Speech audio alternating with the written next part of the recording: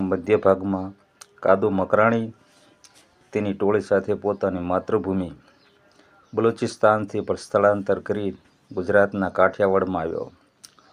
નવાબોએ અન્ય બહારવટીઓને પકડવા તેમને પોતાની સેવામાં રાખ્યા. કાદુ અને તેની જાતિના માણસો નવાબ માટે લડતા હતા અને તેના બદલામાં જાગીરો મેળવતા. કાદુ અને તેની ટોળીનો વધતો જતો પ્રભાવ અંગ્રેજોને ભયજનક લાગતો હતો. તેને નિશસ્ત્ર કરી રોકવા માટે અંગ્રેજો કારણની શોધમાં હતા. એવા સમયે સરકારના વસ્તી ગણતરી કરનાર સ્વયંસેવકોને પોતાના ઘરમાં પેસવા ન દેતા કાદુ મકરાણી વિરુદ્ધ કારણસર સરકારને મળી ગયું. રાજનૈતિક વાટાઘાટા સમયે તેમને શસ્ત્રો મૂકવા અથવા તો લડી લેવાનો વિકલ્પ અપાયો. ટોળીએ લડવાનો વિકલ્પ પસંદ કર્યો. બ્રિટિશ સેનાને બલોચના લડવિયાના ગુણો પ્રમાણે આવા જ પ્રતિભાવની અપેક્ષા હતી. જ્યારે અંગ્રેજી સેનાએ કાઠિયાવાડના બલોચ ગામડાઓ ઉપર હુમલો કર્યો ત્યારે પોતાની નાનકડી સેના અને સ્થાનીય લોકોની સહાયતા વડે કાદુએ તેમનો બહાદુરીપૂર્વક સામનો કર્યો. બંને પક્ષને ઘણી જાનહાનિ થઈ. ત્યારબાદ ગેરિલા યુદ્ધ નીતિ વાપરી કાદુએ અંગ્રેજોને અને તેમના પક્ષમાં રહેલા સ્થાનીય રાજવાડાઓને ઘણા હફાવ્યા.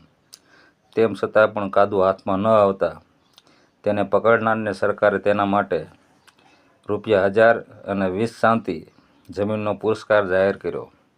ઈસવીસન 1887માં અંગ્રેજોના વધતા દબાણને હળવું કરવા ગેરિલા યુદ્ધ નીતિ પ્રમાણે તેના સાથીઓએ પોતાને વતન મકરાણ જઈ આવવાની સલાહ આપી.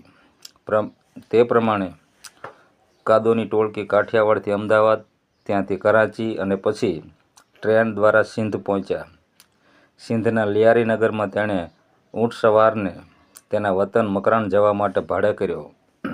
કાદુ મકરાણીની ઓળખ છતી થતાં ઊંટવાહક તેને દગો દઈ ઇનામ લેવાની લાલચ થઈ. ઊંટવાહકે તેને બગદાદી પોલીસ થાણા પાછળ મળવાની સલાહ આપી.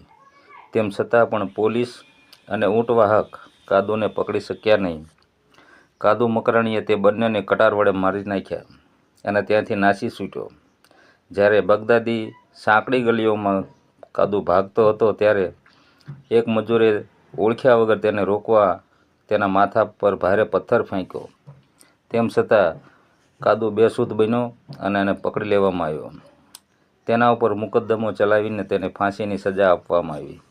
તેને 1887માં